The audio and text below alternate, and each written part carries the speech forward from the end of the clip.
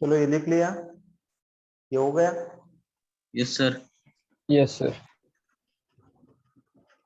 तो ये कंक्लूजन, ये ऑब्जर्वेशंस और उनके कंक्लूजन याद रखो। अब देखिए,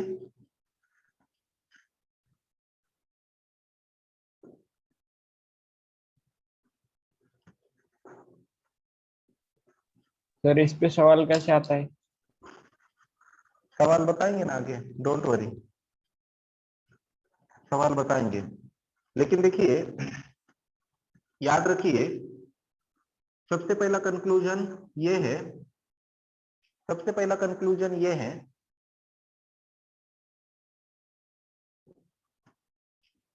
एटम इज नॉट स्फेरिकल और atom is not a sphere. First conclusion, sphere नहीं है तो कैसा है? Empty space, lot of empty space inside inside the atom.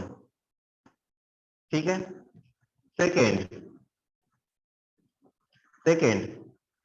Due to deflection of alpha particles, there is something inside the atom, which has positive charge and which is called as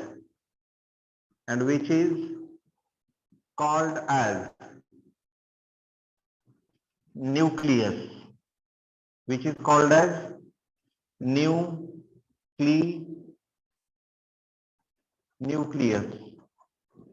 ठीक है, which is called as nucleus. मतलब Rutherford के atom की जो रचना थी वो कुछ ऐसी थी, ये एटम है और यहाँ पे सेंटर में, यहाँ पे कुछ है, यहाँ पे ये सेंटर में, तो इस चीज को कहा गया है न्यूक्लियस, जिस न्यूक्लियस पे पॉजिटिव चार्ज होता है। अब आगे चल के ये बात, इस बात का पता चला था कि न्यूक्लियस के अंदर दो फंडामेंटल पार्टिकल्स कंसीडर किए जाते हैं, एक होता है प्रोटॉन, दूसरा होता है न्यूट्रॉन।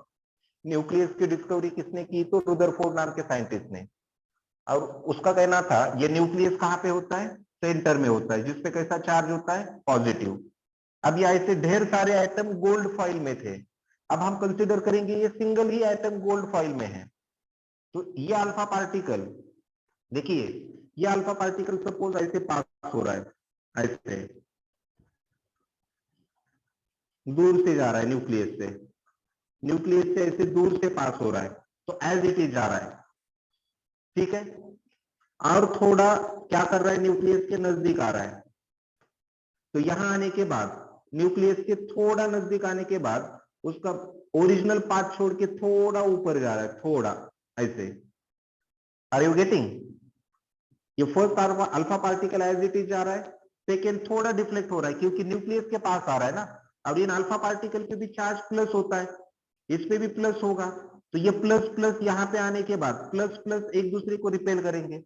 तीसरा अल्फा पार्टिकल ऐसे जा रहा है और इसके थोड़ा क्लोज जा रहा है, क्लोज जाते ही यहाँ पे फिर से प्लस ने प्लस को डिफ्लेक्ट किया और ये ग्रेटर देन 90 डिग्री से डिफ्लेक्ट हुआ। एक अल्फा पार्टिकल सीधे, ये अल्फा पार्टिकल फोर्थ नंबर का जिसपे पॉजिटिव चार्ज है, ये ऐसे मूव कर रहा है। अब जैसे भी ये नजदीक नजदीक जाएगा तो ये रिपेल करने लगेगा, मतलब ये जा रहा है तो ऐसे। लेकिन एक कंडीशन ऐसी आएगी, एक कंडीशन ऐसे आएगी जहां पे अल्फा पार्टिकल उसका मोशन क्या करेगा? स्टॉप करेगा, और स्टॉप करके रिबाउंस करेगा, वापस आ रहा है। मतलब theta is equal to 180 degree पे। मतलब ये एटम के अंदर गए बिना ही वापिस आ रहा है। क्यों वापिस आ रहा है? क्योंकि एग्जैक्टली न्यूक्लियस के डायरेक्शन में जा रहा है। Are you getting my point? Yes sir.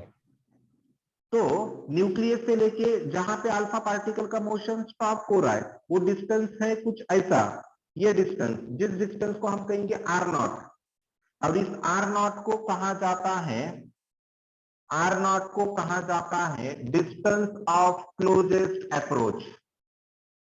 Distance of क्या बेटा? Closest approach, distance of closest approach. और ये किस अल्फा पार्टिकल के बारे में ये घटना घटती है? जो अल्फा पार्टिकल एग्जैक्टली न्यूक्लियस की दिशा में मूव कर रहा है एग्जैक्टली, और जिसका रिबाउंसिंग हो रहा है theta is equal to 180 degree से, उस अल्फा पार्टिकल के लिए ही ये डिस्टेंस ऑफ क्लोजेस्ट अप्रोच हमें दिखाई देता है। या फिर इसी को कहा जाता है distance of nearest approach, distance of nearest approach. अब इसके डेफिनेशन क्या है? तो डिस्टेंस ऑफ क्लोजेस्ट अप्रोच मतलब न्यूक्लियस से लेके अल्फा पार्टिकल तक का डिस्टेंस, और अल्फा पार्टिकल का कहां से कहां तक का डिस्टेंस? जहां पे अल्फा पार्टिकल उसका मोशन क्या कर देगा? स्टॉप कर देगा। मतलब डिस्टेंस ऑफ क्लोजेस्ट अप्रोच क्या है? तो distance of closest approach is the minimum distance from the nucleus of A alpha particle at which alpha particle stop their motion, alpha particle stop their motion and rebounds back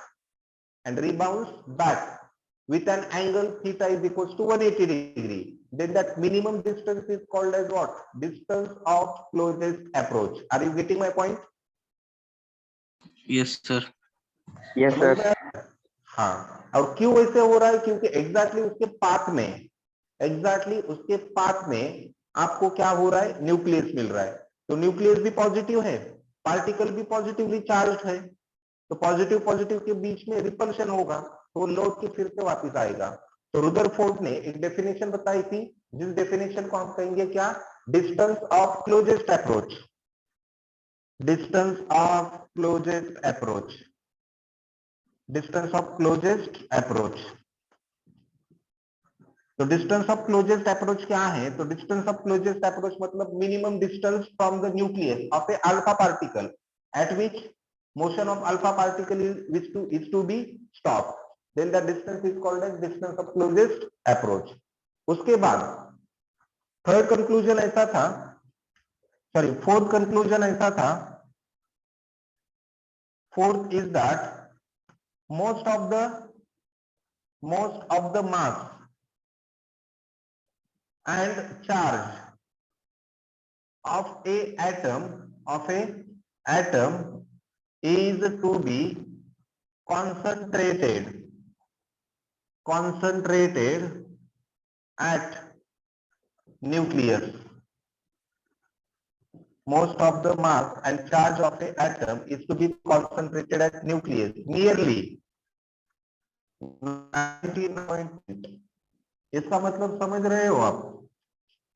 इसका मतलब यह है atom का जो most of the mass होगा, atom मतलब ऐसा गोल सा है ना, और गोल के अंदर और एक गोल छोटा सा, लेकिन रुदरफोर्ड का कहना था इस पूरे गोल एटम का जो मास होगा ना, वो लगभग कहां पे कॉन्सेंट्रेट हुआ होगा? कहां पे कॉन्सेंट्रेट हुआ होगा? न्यूक्लियस पे। और एटम पे जो भी कुछ चार्ज होगा ना, पॉजिटिव नेगेटिव, वो पूरा चार्ज भी कहां पे कॉन्सेंट्रेट हुआ होगा? न्यूक्लियस पे। मतलब न्यूक्लियस का मास मतलब ही एटम का मास होता है।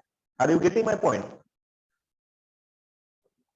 क्योंकि न्यूक्लियस ऐसी चीज है जिस चीज के कारण, न्यूक्लियस के कारण पूरा एटम क्या करता है? एग्जिस्ट कर पाता है।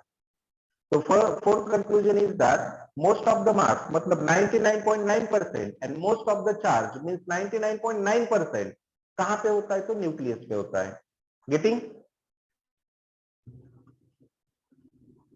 These are the some conclusions. Write down.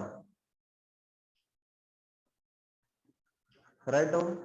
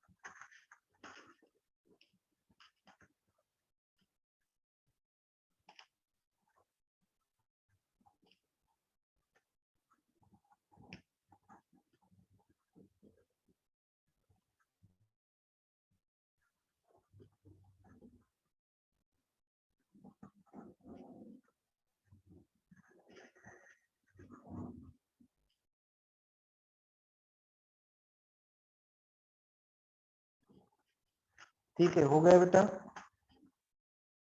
Yes sir. No sir. आओ, ठीक है।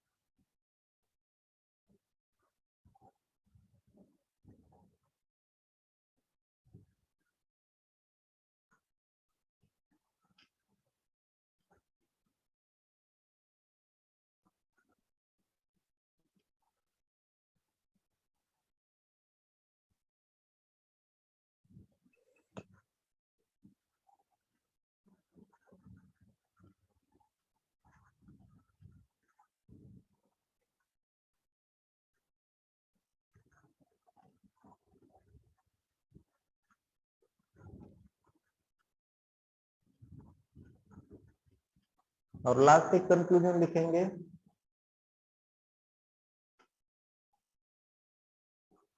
It states that electrons are revolving around the nucleus in a circular path. It states that electrons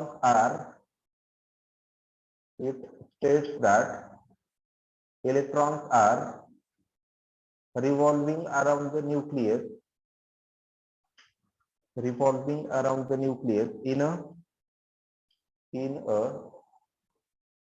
circular path. In a circular path. Circular path.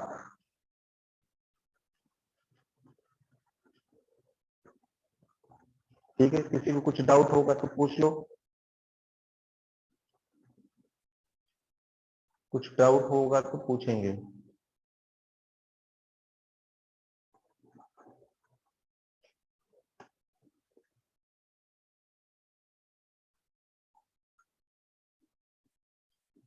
बोलो।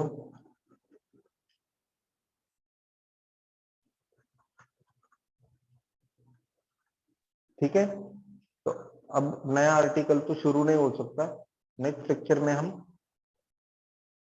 Niels Bohr's atomic model के बारे में चर्चा करेंगे। ठीक है, आज इधर ही रुकेंगे। Good day and bye bye. Thank you sir.